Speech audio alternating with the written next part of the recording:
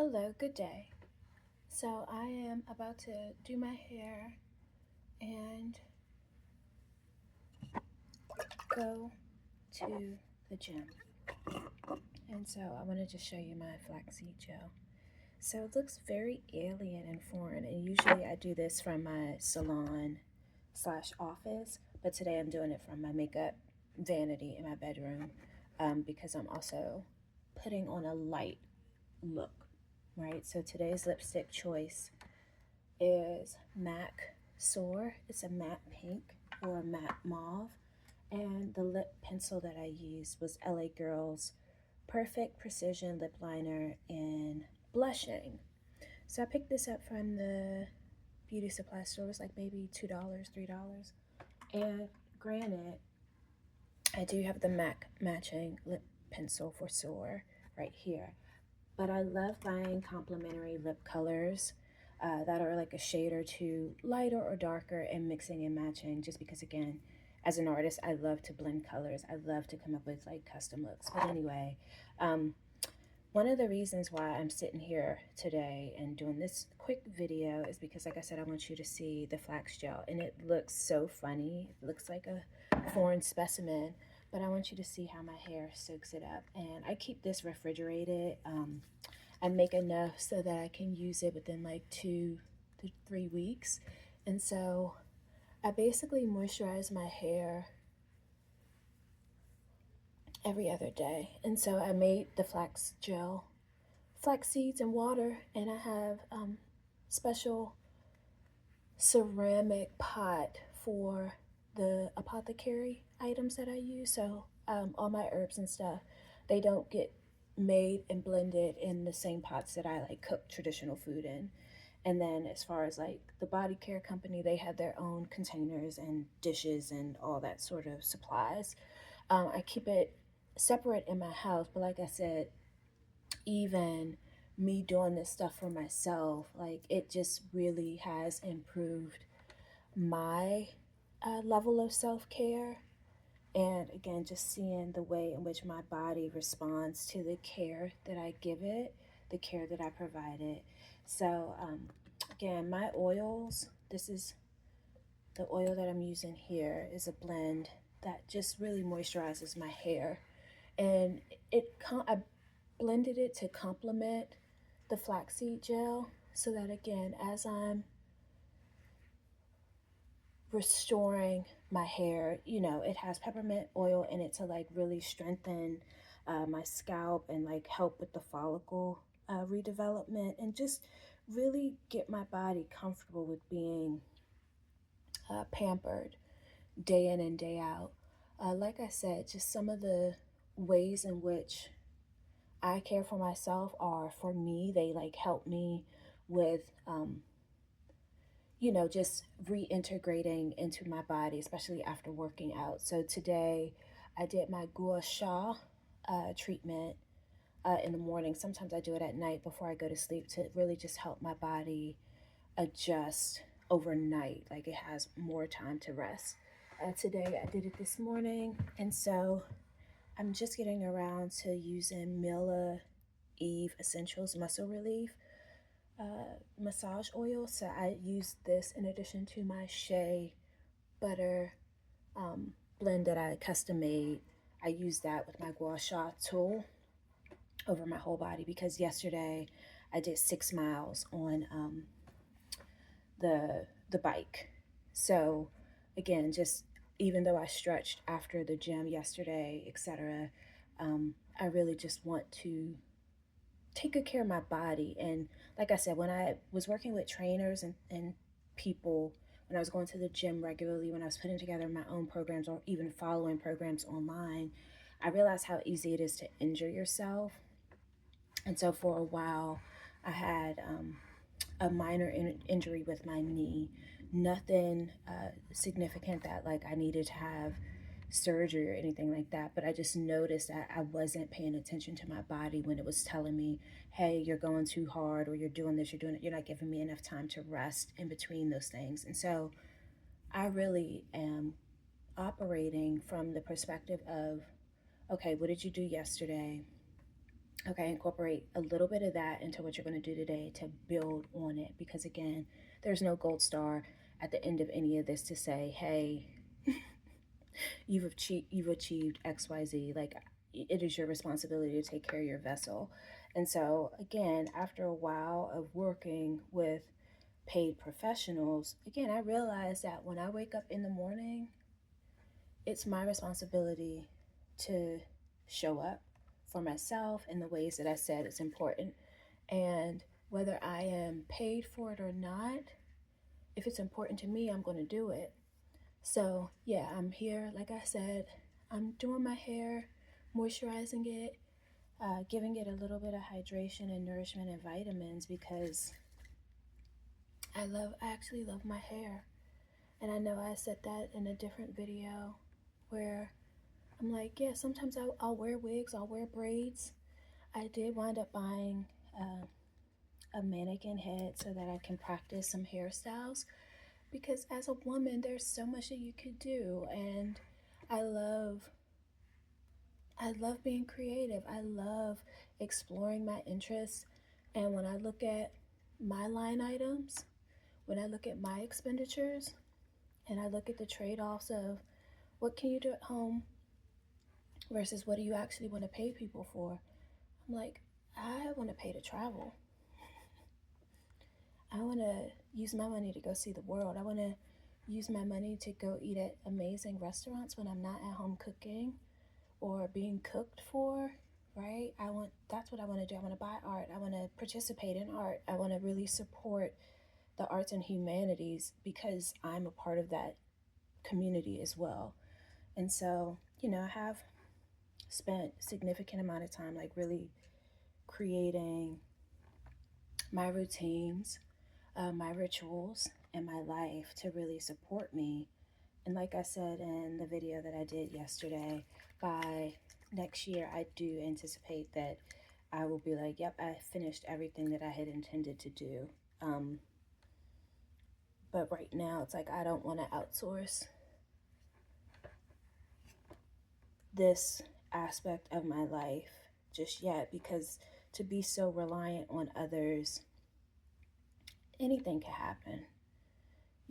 Like I said, just sometimes, depending on how great your hairstylist is, if they're not if they're not on retainer where they're traveling with you or you can go see them every week, like you're on their time, you have to get on their books as well. And when you try to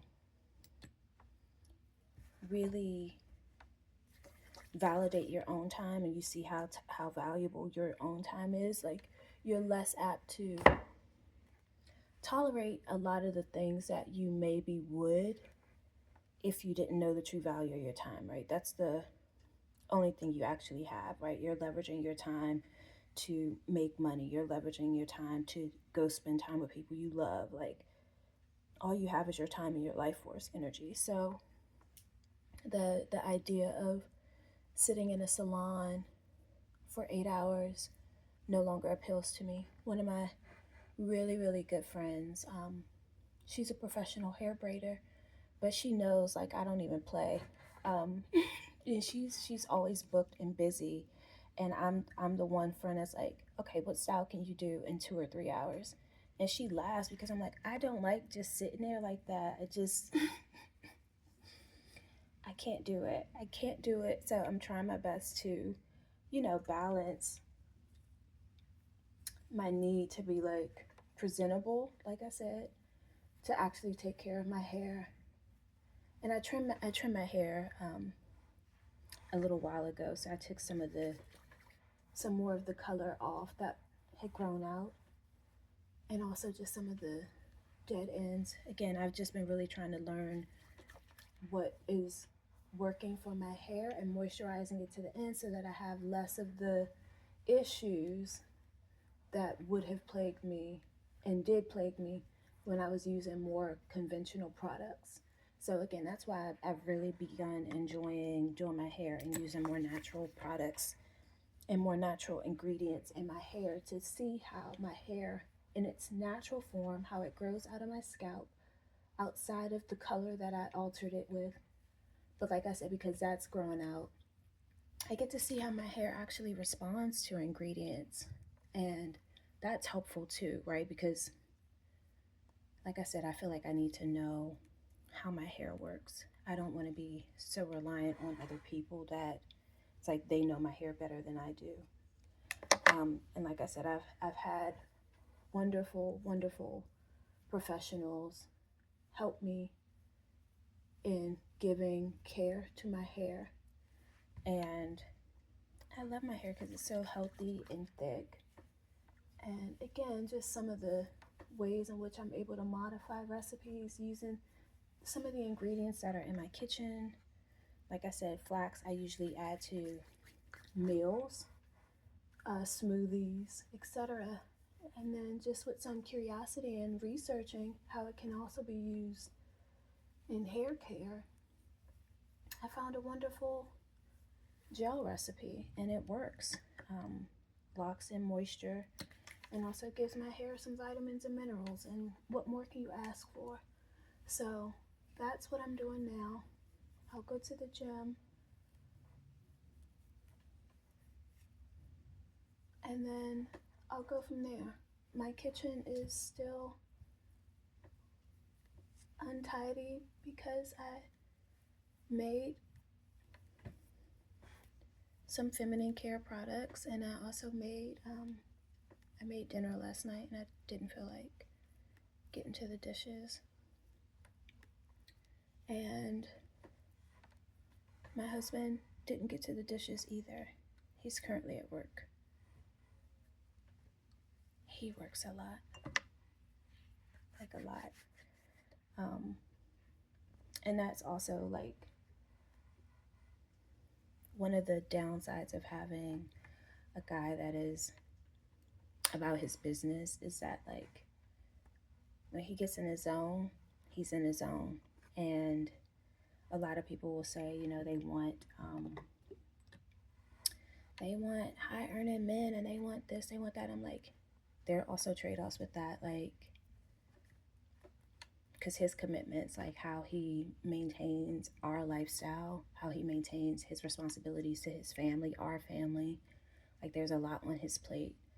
And I try my best to help him, but I also have a lot on my plate. And so we ebb and flow, and some of the concessions we've had to make in order to like just be okay with certain things. It's like, yeah, we've had a cleaning company, we've had cleaning individual, um, and yeah, we try our best, and it has to be enough, right? We're progressing forward, and again, I say all that to say where it's like being a perfectionist, money can solve a lot of things. Money can solve a lot of things, and so how are you getting the money? What are you doing? You know, we're out here making the money, making memories, and doing our best by ourselves and each other. You know, he has improved his life and his wellness as well. Like we've both been really beneficial to each other in that sense. Um, but he works out every day, sometimes multiple times a day. He fasts and he eats clean. A lot different than how it was when we first met. And he has seen the market difference in his life, in his body, and he's much more in tune with his body and how it performs. And I think he is really enjoying his own evolution. And so, like, he talks to people about like how he's changed his life, what he does with certain fastings, and vegetables and things of that nature. And it's really wonderful to see because, like I said, for men, I think it's important for men to talk to other men about it. Like he has access to a lot of a lot of the same things that I do. And so we were talking to my mom on the phone the other day because, like I said, my grandma was a wonder with like natural food, natural herbs, and all of that. And my grandma has a huge bookcase with a whole bunch of different books, and a lot of the books are health, nutrition, gardening, just like the healthy lifestyle. How to use this herb to stay healthy, how to do this, da da da da. So we were talking, and we were talking to my mom about something, and we were like, "Yeah, mom, like, why don't you?" I was like, "I'm sure grandma has a book on that," and he was like, "Yeah, she does," because I looked at it, and we all started laughing because we were like, even he has gone to my grandma's bookcase and found beneficial information about how to take care of your health, like when we go down there to visit. And so, again, like I said, I really love and appreciate my grandma and my grandpa. I appreciate how my life has evolved because, again, a lot of the knowledge and wisdom that she tried to give us, we were so busy being fast in the world that we didn't realize all the gems that she was prepared to leave us with. And now that she's gone, um, it's hard, but I'm grateful that we've had her for as long as we did, because now it's like our life, my life is so much better because of her.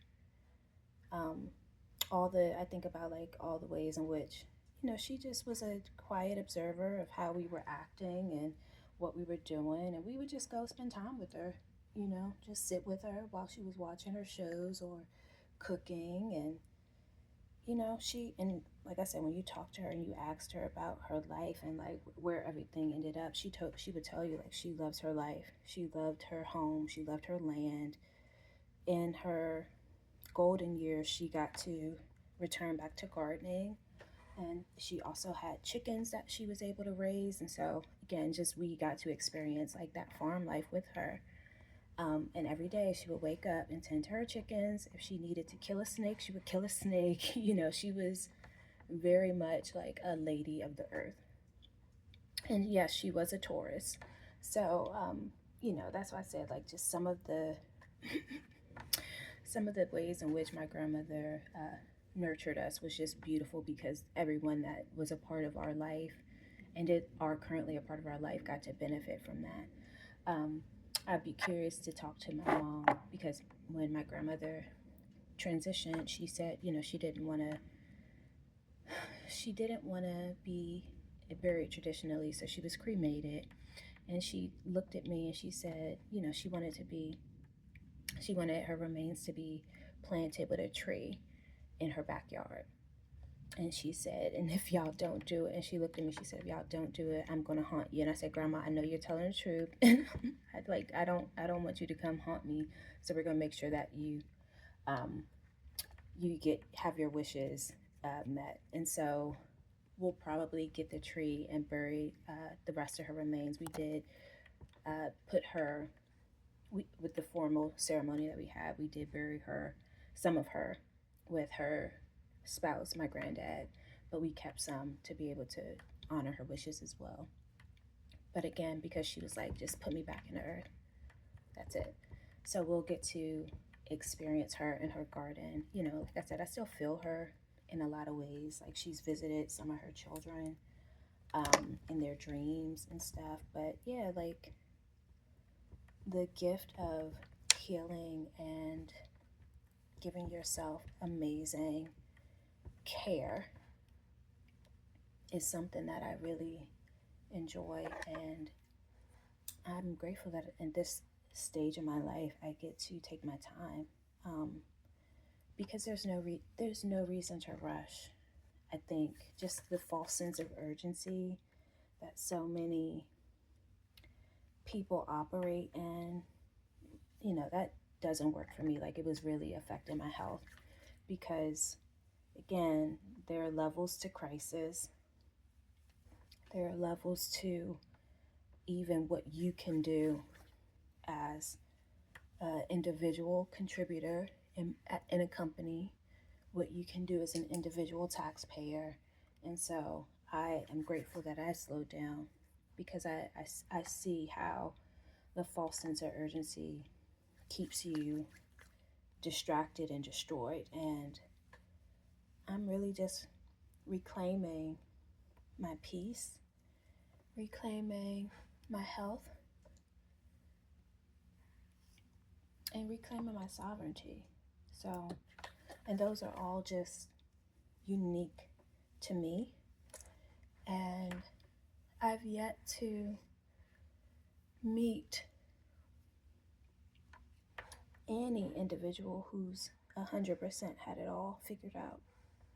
So that's why I said, like, I really enjoy that I've had a chance to work multi-generationally, because like I said, even for the CEOs, everybody has something that they are battling with, unsure about, etc. And so the false sense of superiority,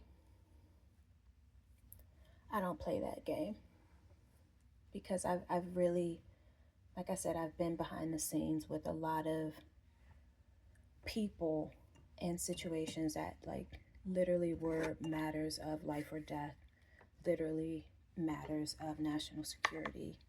And even still, they're still human.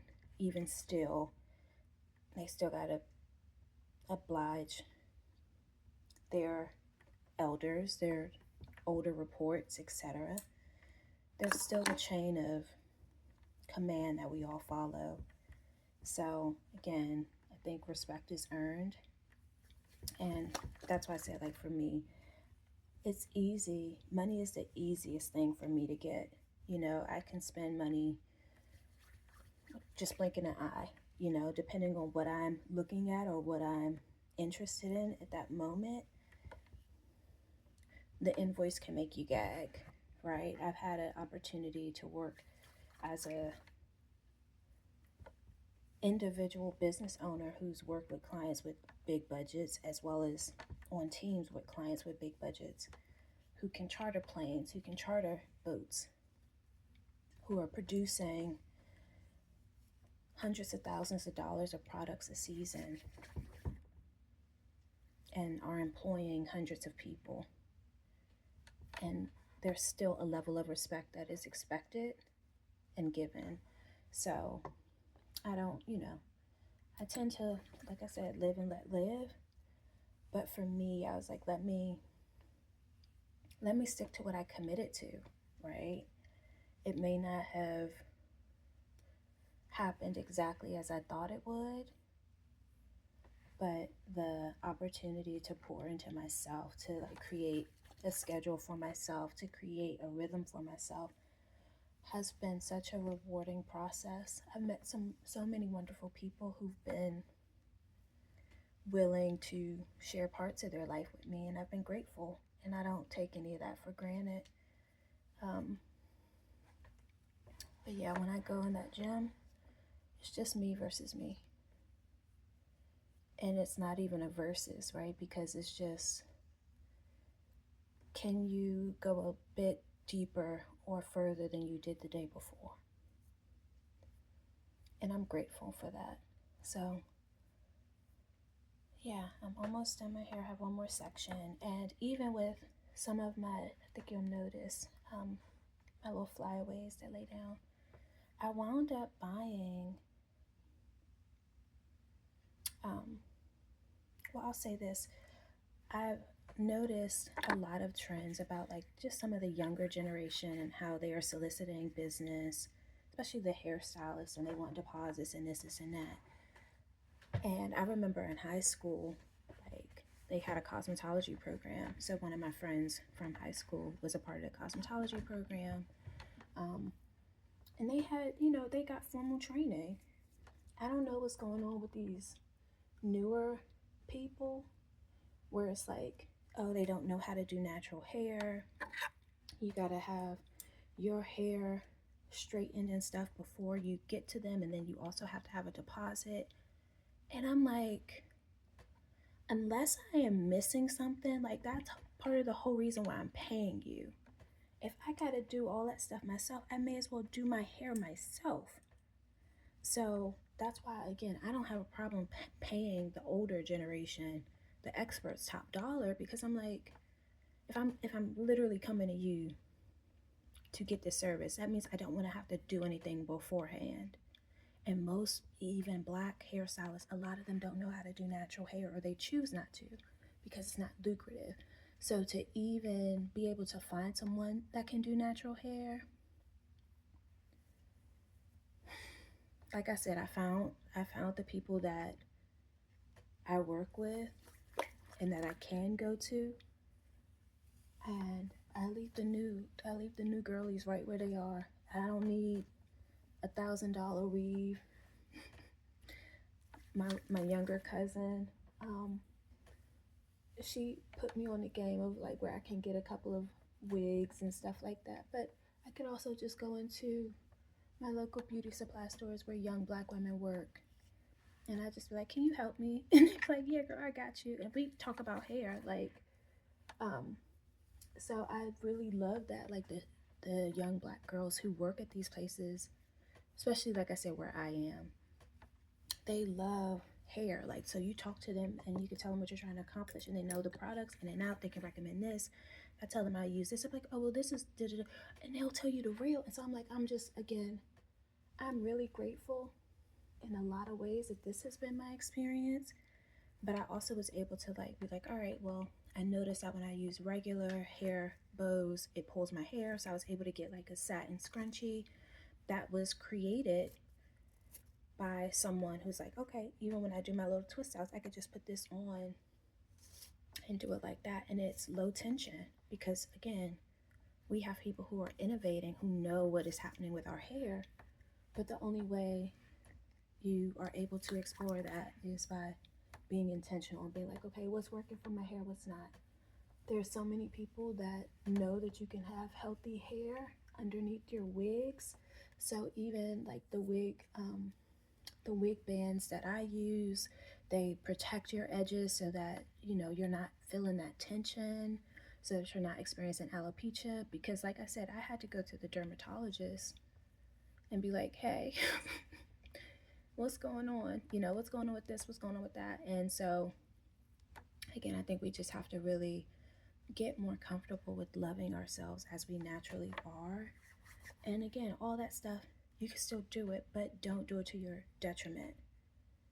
Um, because you matter.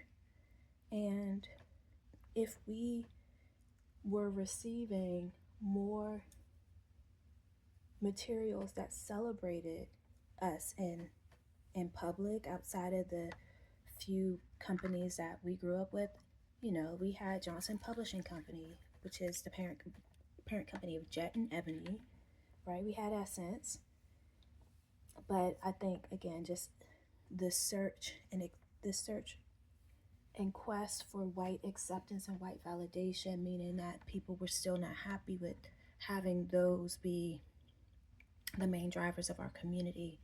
There was still the desire to make sure that we saw it on Vogue, make sure we saw it on all the Condé Nast publications, all the Marie Claire's, etc. And it's like, I don't get it, because I see how rich and beautiful our culture and heritage is without those people validating us.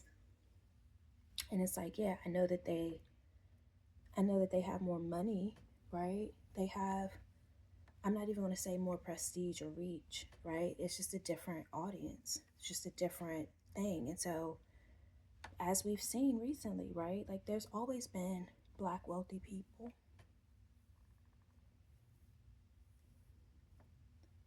Um, but I feel like for a lot of people, we don't accept our greatness until white people tell us it's okay for us to be great. And like I said, I'm grateful that the family that I was born into, they always reflected the beauty and the intelligence and the wit, the creativity, the strength, and the resilience of the Afro Caribbean. Like, where do you think I first started reading magazines? Jet, Ebony, at my grandma's house after school. And I say grandma because, obviously grandpa was there too. But after school, I went to grandma's house and she had Ebony and Jet. It was my mom that had Essence and all the fun, all the other fun magazines. But it's like, no, you had to get that education, you had to get that culture, you had to get that history of like, this is what it is from, the matriarch and the patriarch of the family. They were the upright people, we still had all of our Guyanese, our Bayesian, and our American influences in life and in house. But like I said, my grandma didn't play that much about junk food and all that other stuff. So it's like you would go to your auntie's house to get fun foods and stuff like that. Grandma was making home cooked meals. She was making home cooked bread, home cooked desserts, all that stuff. Like, she only recently stopped cooking in her 90s, So that's why I said, I'm like, I've had a really, really good life. I had a really, really good upbringing. And it would be a disservice to myself if I didn't like share my perspective, share my story. Um, and I don't, I'm not saying this to be like, oh, I was raised right or what have you, because again, I still have room for growth. I still have room for change. But the foundations of family, faith, and service, that's what I grew up around. And this time of me being able to be like, all right, I'm gonna do this, I'm gonna do that, I wanna study this, I wanna try this. When I had my own fashion blog, I wrote about my grandma, and she printed out the article or the blog post from the site, and she still had it in her records, because I was always proud of my grandma. She overcame a lot for the generation she was in. Like I said, she was a seamstress, she's a designer, she's a homemaker. She did a lot, and she had 7 kids and was married. By the time she was older in her career, she had done real estate for a little bit, and she retired with money. she retired um she retired okay, to the point that like she wanted for nothing. She used her intellect, her fortitude, and her faith to create a wonderful life for herself. And I'm proud of her for that. She wrote a book. So her book is on Amazon. And it was talking about healing. And I remember her pastor and her first lady helped her publish it. And again, that just goes to show you, like, I had spent so much time and money, and told my grandma, I'm like, Grandma, I wrote a book, and da-da-da. And, I had her read it as well. I did hire a professional editor. But I had her read it and stuff, and she didn't like that I cursed in it. But I was like, Grandma. She was like, do you have to use that word? And I was like, I do. But even still, she was still proud.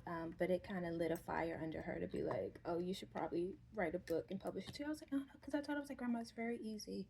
She had had years and years of writing and testimonies and miracles, etc.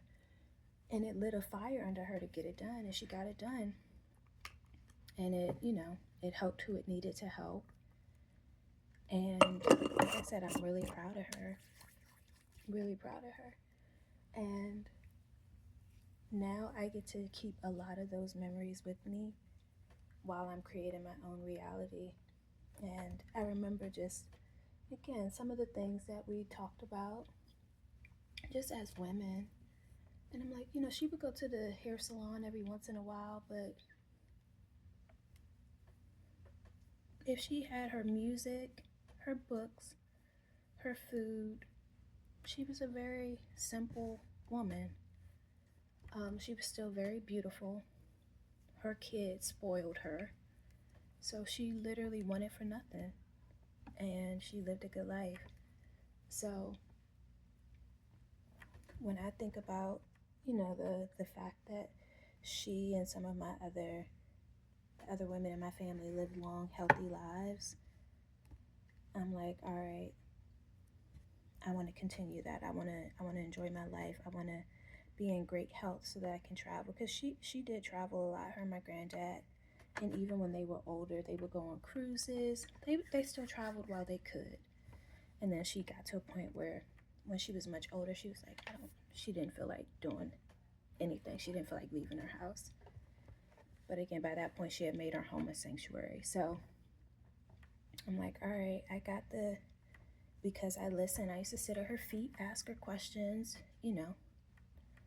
learn from her, watched her. She was in my life all of my life until this year, So, and I'm 40, so she was just that calm, steady presence in my life, and I loved her. And her hands were so soft. And even before this year, like I would look at my hands and I'd be like, oh my God, these look like my grandma's hands. And similarly, my mom's hands look like my grandma's hands. And so I've been able to, again, grow up alongside these women and still recognize these women as women, share some ideas. Like my grandma has used my hand cream that I made, just all those little things where it's like, I'm really grateful.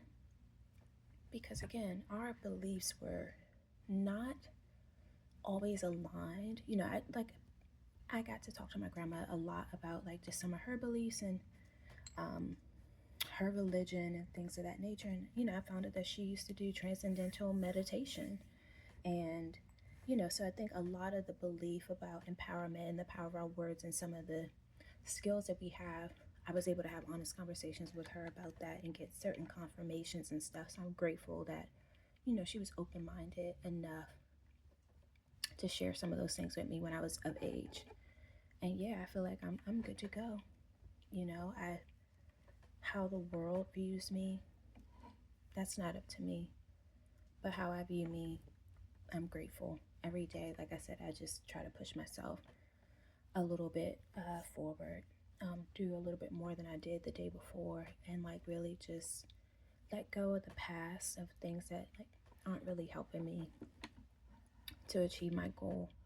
I said I wanted to focus on this, so anything that's not this kind of goes to the wayside. And yeah, I keep it moving. But my point about my hair is that oftentimes, there would just be a few pages of exercise and fitness in some of the fashion magazines and stuff. And when I think about even working a traditional 9 to 5 and how your schedule would be in order for you to like get your fitness in and still go to work, right? I would wake up about 5:30, so similar to the time that I wake up now. Wake up, get dressed, go to the gym, shower, like get my workout in, shower at the gym, put my clothes on, go to work, rinse and repeat. If I didn't make it to the gym in the morning, I would do it right after work. Rinse and repeat, and then on the weekends, da da da da da. So I've learned that you have to incorporate that time slot into your life, however and whatever that looks like. When you start talking about keeping a schedule for work as a business owner, like you still keep a schedule, but again, you realize that you're working nonstop. Your schedule looks a little different. I've met people who are entrepreneurs who make their money through the stock market and day trading, so their schedule looks a little different. But nothing is really happening overnight like that. Everything, even contracts, take time to be negotiated and before they clear, right? By the time the money hits your account, that's at the end of the deal. That's after months of negotiation, right? Because everybody's doing their due diligence. So, this whole idea and what people are selling regarding this set it and forget it lifestyle, nothing is like that. Like when I used to work um, as a youth at a commercial real estate company, like one of the owners of the company was still coming into the office monthly, retired in his 80s, right? Most people work until death. It's very few people that actually retire. So that's why I said, like, I try my best to remember what I've seen in real life and not what people tell me is how people live. Because again, a lot of people love what they do, especially in real estate. They're like, yeah, I love this, did it gives them a chance to travel, meet people, bring their ideas to life. So, we often only think about real estate as the cutesy, oh, the interior design, what does this look like? Da-da-da. But it's like it's a whole business. By the time and depending on how many doors you have, you need a property management company to help with your tenants, like the daily maintenance, the plumbing, the electricity. What happens if the roof caves in? What happens if it's flooding? All of that takes money. All of that takes working with contractors who know how to get things done in a timely manner, right?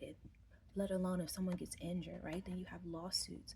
So this whole idea of, again, what is real versus what is fake, um, that even as a business owner, that all of that money is your money. It's like, no, you have to be so disciplined to be wealthy. You have to be so disciplined to be a business owner, where it's like, as soon as you can get things, whether it's a contract or what have you, get yourself on a salary so that you are safeguarded, like financially. Get yourself some business insurance, get yourself a legal team, because knowing what I know now, and even from, like I said, the cutesy companies that I've had, like, that started as hobbies, like, I stopped operations because I'm like, this is a full-blown multi-million-dollar company, and I can't keep operating it as it is a hobby. I need legal protection. I need this. I need that for my distribution, all of those things. So like I said, I'm now at a place where it's like, okay, you're either going to have to give up a percentage of equity in order to get some more capital. Because again, based on what I have been paid in the roles that I've had and the money that I earmarked for my hobby, and me putting up a guard of saying, okay, I'm not spending any more money on this of my own money. I need to start leveraging in order to do XYZ. It's like, I can't do it on my own. I don't want to do it on my own because I see where it can go.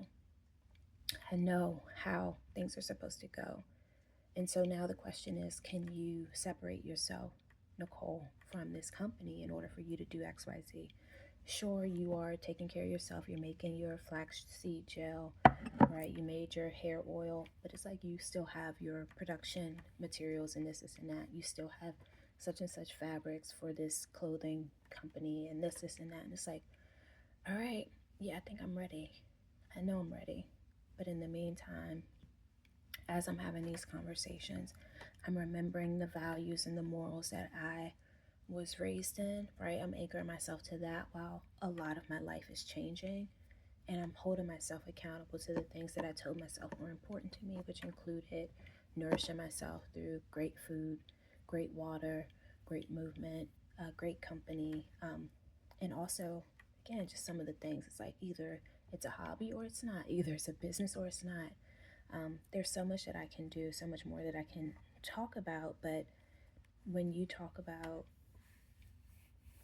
money and ingenuity and intelligence and what is valued, etc., I brought up, doing my hair, being natural, etc., because again, my point is, me operating in the wellness space showed me that there's still a lot of what is supposed to look like. Who are the people that's supposed to be leading the charge in wellness?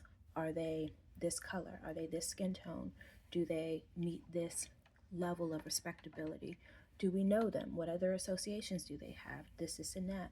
There's a sort of rhythm and pattern that is tended to be followed. And again, to each their own. But when I look at the reality of, let's say, neroli essential oil and the benefits that it actually has that have been scientifically proven. When I look at tea tree oil and the benefits that it actually has that have been scientifically proven, and I'm like, again, I keep certain things at the ready because of their multifunctional use, right? My jojoba oil. I look around and I'm like, again, even for me taking care of me, I look at my expenditures and I'm like, God damn, girl. But it works, right? My vitamin E oil. I've had this on subscription for a few months, and I actually got notification that they're out of stock.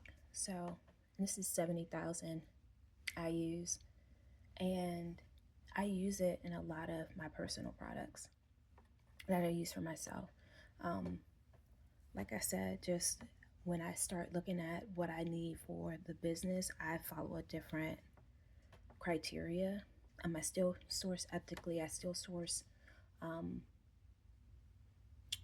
locally when I can, and I'll try to stay as domestic as possible.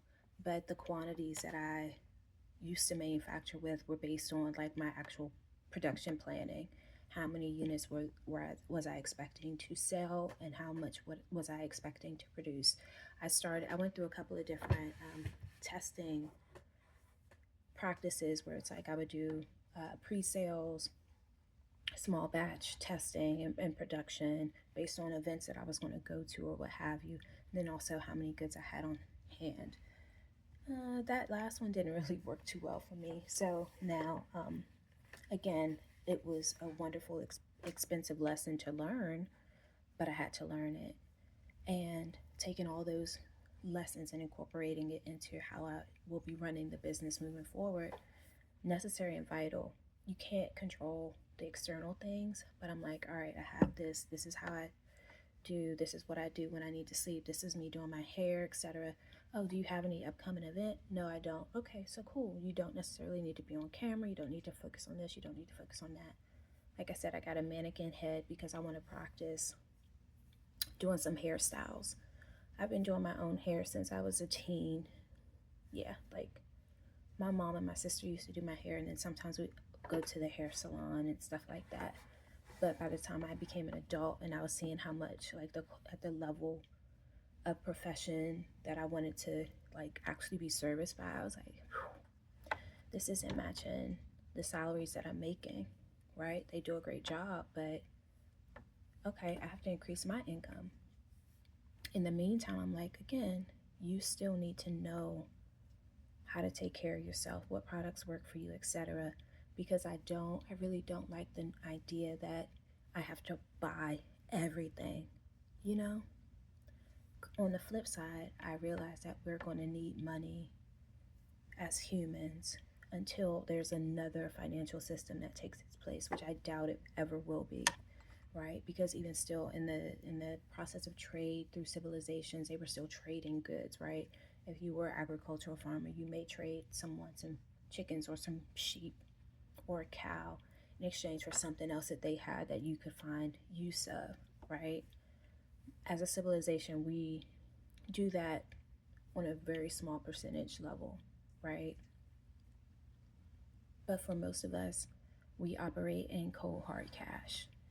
And like I said, like when I look at, I put myself on a schedule, and I said, all right, you got to do your hair, your nails, um, of course, your makeup, your pigments, your art supplies, your body care supplies. Your car still needs gas and still needs servicing. You know, my husband takes care of a lot of that stuff. And then again, even for me, I'm like, he has his own businesses and his own stuff that he is investing in. And then we still have groceries, we still have this, we still have this. And it's like, we have a lot of expenditures. And we sometimes help out with family when we can. But I was like, something has to give. Some things have to stop. Like there's when you talk about a community, when you talk about family, when you talk about wealth, when you talk about intergenerational help and work, it's like a lot of us are not really operating as a family. We're not really operating together because, again, I'll sit down and I'll tell them, I'm like, we are not following the best protocol because we're all literally paying individual expenditures for our own individual homes. And some different people will live together and they'll just do what they gotta do to help each other out. Most of us don't do that, you know? So when you think about like the drainage of capital, when you think about all that, it's like, yeah, because everybody is living as individuals instead of working together. I saw something recently that talked about most people Most people's checks are gone within 48 hours of receiving it. That's the nature of life. I spend a lot of time just watching the trends. Like I said, a lot of the content creators that I listen to, they are philosophers, they are also lawyers, um, and there are economists, and then there are some creatives. But because of the ways in which I have lived, the places I have lived, the jobs that I've had, I have refined just the people who have my ear, um, because I've realized how the game is actually operating. And I do not intend to spend any more money on the middlemen. I've already spent enough time and money helping them get me an inch ahead of where I was. And mm-mm, I've witnessed enough and experienced enough in my own experience to know what to do.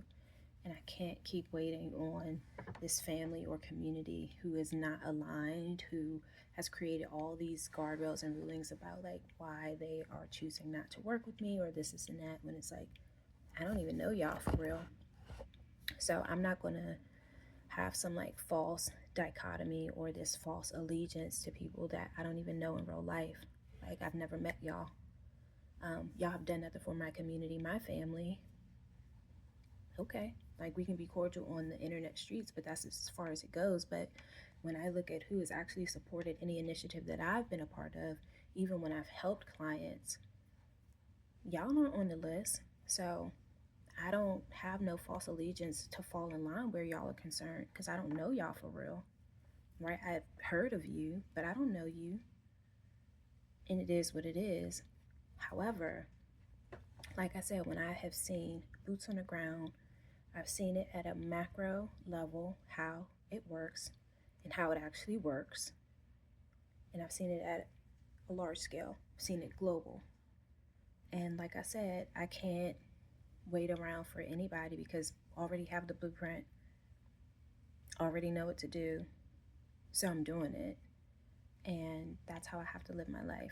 Like I said, my hair is just one thing. Um, I perfected, or I'm committed to perfecting my bread making, um, my body care making, just some of the things that I do around the kitchen. Of course, you know, when it comes to the aesthetics of things, I was actually listening to a real estate report before I started this video that talked about the markets and what's going on with home buyers. And so when you think about if it's worth listing a home or buying a home right now, like some people are saying, hey, it's probably just best to wait until the springtime. So when you talk about like reallocation of capital, it's like, okay, well, what are you going to do to improve the residence that you're living in, or XYZ? Those are some of the decisions and thoughts that I'm coming up with now, right? Like railings, maybe finish the rough-in or the bathroom or whatever, buy myself a cash car, right? Because again, the car that I'm driving is more than 20 years old. It's a Honda, but it's very reliable. And again, just some of the markers of success, markers of wealth that we're told to follow. I'm now starting to see more and more people that look like me that say, no, no, no, don't do that. Get a cash car, do this. And I'm like, great, thank you. Finally, there are people who get it, right? Like,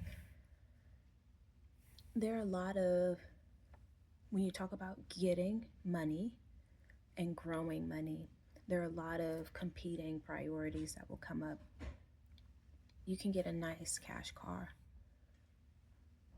that gets you from point A to point B. You can get a nice no-name purse that holds your contents. It can still be leather, right? Does it have to be Hermes? Does it have to be Chanel? Does it have to be Dooney and Burke? Does it have to be Coach? Could be, but does it matter, right? Like, the people that you are hanging around, do they care about the name brands, or do they just want to see you? Do they just want to spend time with you? What is the signifier of who you are and your values, right? Like I said, I love my natural hair. I'll probably put my little yoga headband on just so that it catches my sweat when I'm working out. But again, I could put on a head wrap over this. I can, when I'm done, I can take this out and put a little bit more products on it and do a twist out and it still be beautiful. Or I could put on a wig.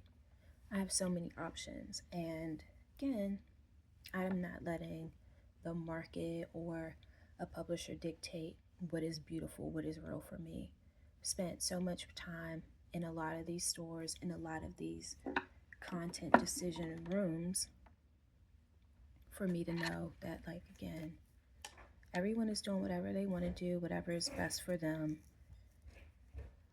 And it's a lot of it is just entertainment. A lot of it is for clicks or for likes. A lot of it is to support the advertisers, and that's fine as well. To each their own. Like I said, I tend to spend my own money on things because I don't want to feel compelled to sell a product that, like, I may or may not actually use in real life or deem it as actually aligned. So that's why I said, like, I'm at the point in my career and in my life where I'm really looking for strategic partners because I'm going to vet the crap out of people now. I'm going to vet companies much more discerningly than I had in the past because I am still repairing my career based on associations with jobs and companies that were paying me. But as we see now what's going on in the world and in geopolitics, a lot of these people have very problematic, a lot of these companies have very problematic pipelines, have very problematic funders and sources. And when you start talking about what you care about as your morals and your values, I think again I'm just in a good place where I can be a lot more discerning about what and who I prop up because I've spent so much time being disempowered because I needed to put food on the table for myself. You know, like I said, I've been working since I was 15. If yeah, 15. Um, I've been contributing to my family since before then, financially and through labor. And even with that, it's like I've been trying my best to find a way to couch that in a way where it's like, yeah, no, like the reality is I've been exploited left, right, and center. And most people are exploited, right? And that's why I said, like, this year has been a year of no for me. It's been me taking back my time and my energy because I have been so accustomed to giving, giving, giving, and I had nothing left. And there was no safety net for me to fall into, right? And then it was still like, regardless of how much I've done for people, I'm still the villain in their story because I said no this one time, right? So again, I'm like, when I talk to my business mentor and he's like, this is what you should do, and I'm like, yeah, okay, I'm gonna try it. And I saw where that got me. And then I'm like, okay, now I need to focus on developing a new network, right? Because everybody is operating from competing priorities. And most people are not even there, right? But it's like I knew certain things, and by me waiting around, I didn't do those certain things. And so now I'm back to, oh, yeah, you still got to do those certain things, but now the time has expired. This has happened. This has happened. Again, me just trying to pull back my focus off of all the other atrocities that are going on in the world and being like, yeah, you know what? There's always something going on. There's been war and famine and violence since the beginning of time. That's probably not going to stop. And again, you still said you wanted to do this thing. So you have to see this thing through. You have to really be focused on this, and that. Because there's so much promise. There's so much that can be done in the wellness space. And like I said, just my products are just one aspect of it. Like I said, oh, you can't smell it. Sorry. There's also the aspect of leveraging just, I won't even say technology because, again, I feel like you can't, especially in wellness, you can't get around in person. I think in person is still a huge driver of that one to one connectivity. You can get a sense of it from technology, but there's nothing like being able to be out in nature with people as wellness. So that's what, again, I'm focused more on, because while this is nice, like that is real. Going outside is real. Um, Feeling the fresh air on your skin is real. Feeling your heartbeat increasing, that is real. And you can't replicate that. So, with that being said, I'm at an hour of just talking. Started with the hair. Like I said, I love that I'll put my little headband on. And, like I said, just focus on my own heart, right? Focus on getting my internal capacity where it needs to be. And I feel great. I wake up happy. I wake up excited. Wake up more restored. There are little things, like I said, little modifications where I'm like, I can't wait to go to bed because I'm going to do this before I go to bed. Sometimes I do it, sometimes I don't. I have my various scalp massages. So, again, after the day, I'm like, but my life is so good, you guys. Like, and just because it's good doesn't mean that it's not still challenging in some ways, right? Because in a lot of ways, I am still applying to jobs, I'm still applying to funding, I'm still trying to get in front of people that can actually help me move my business forward. And there's still a lot of no's that are taking place in those areas. And so I am building resilience. I am building just that muscle that is okay with rejection. And in the meantime, it's like, but I'm still taking really great care of myself. I'm still doing this. I'm still open to do this in the meantime, right? I'm still doing contract assignments here and there so that I have some more cash coming in. There, I'm just rolling with the punches until the thing finishes materializing.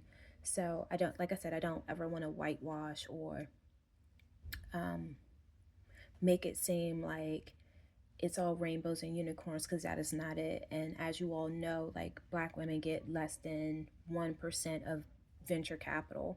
So uh, having to be comfortable hearing no, being intelligent, knowing my products are great, knowing all these other things, having spent time, like I said, my husband used to work for a couple of tech startups, so I got to see firsthand and live firsthand through how ideas are monetized, how ideas are funded. And it's a whirlwind, because that was even a huge adjustment, right? Like, just that anyone who's been in tech startups, that's not guaranteed. So just the ways in which our life has improved because he was willing to take those risks in his career. It was harder for me to get on board with that than him, because I was like, we're trying to be stable, we're trying to get ahead, we're trying to do this, and he's like, but no, but listen, let's da, da, da. And I was like, all right, let's do it.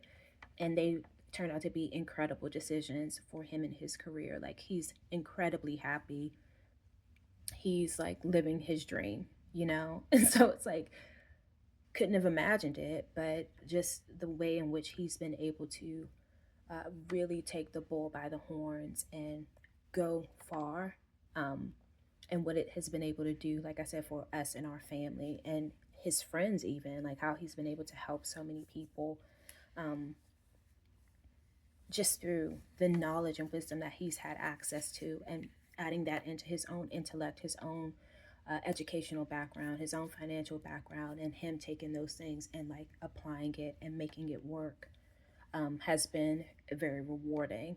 And again, I'm always grateful for the sweat equity that we both put into our lives, because I was like, hey, we did this from the ground up, like, and we're still doing it from the ground up.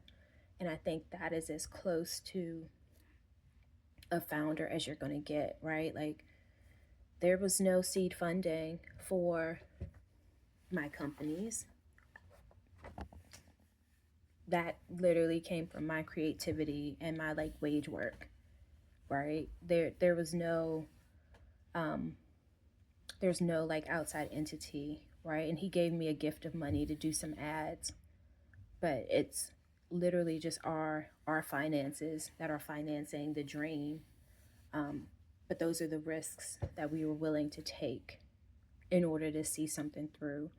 And so that's why like I said, I am slow to just throw stuff away, because everything we did came from ground zero, and our parents aren't wealthy. My dad retired a few years ago from the educational system. My mom still works, right? His mom is retired.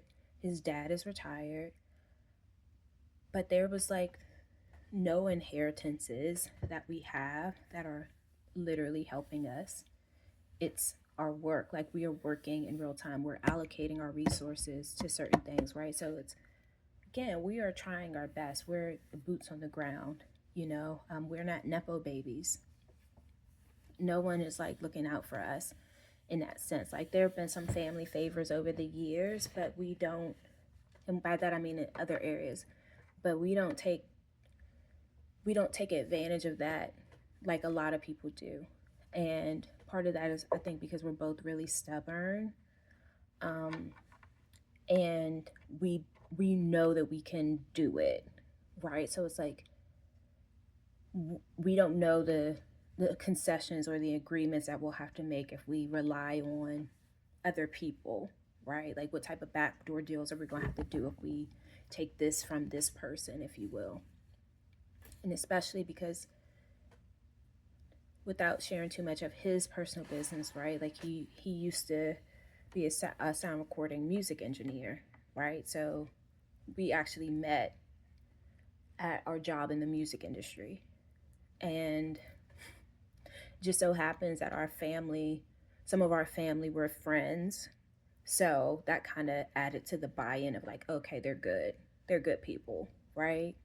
We didn't know though until later on in the years, where it's like, oh my God, I grew up with your cousin. I didn't even know, like, oh wow, okay. So it's like genuine love, right?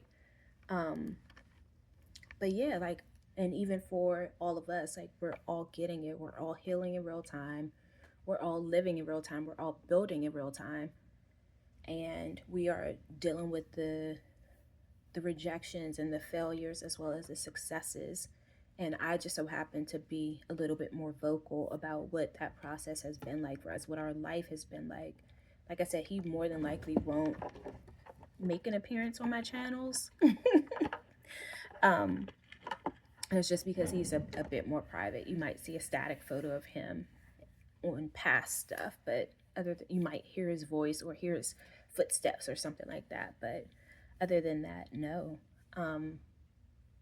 Because again, we are very intentional about creating our life, and we know what has happened to people who have tried to do what we're doing. And grateful that we have the protection that we do. Excuse me. But again, when you see how the world has turned out, when you see what gets yes, what gets no,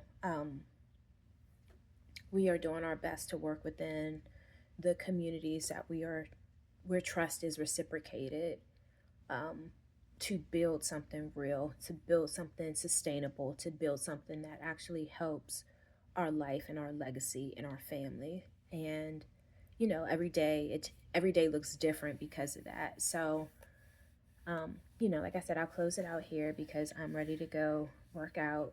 um, I did have some breakfast and some tea. Like I said, I did my muscle relief gua sha today, and I'm ready. I'm ready to take on the day. I'll see you guys later. It's about 11:16, so I'm gonna go. And yeah, I hope you all have a great day. Bye.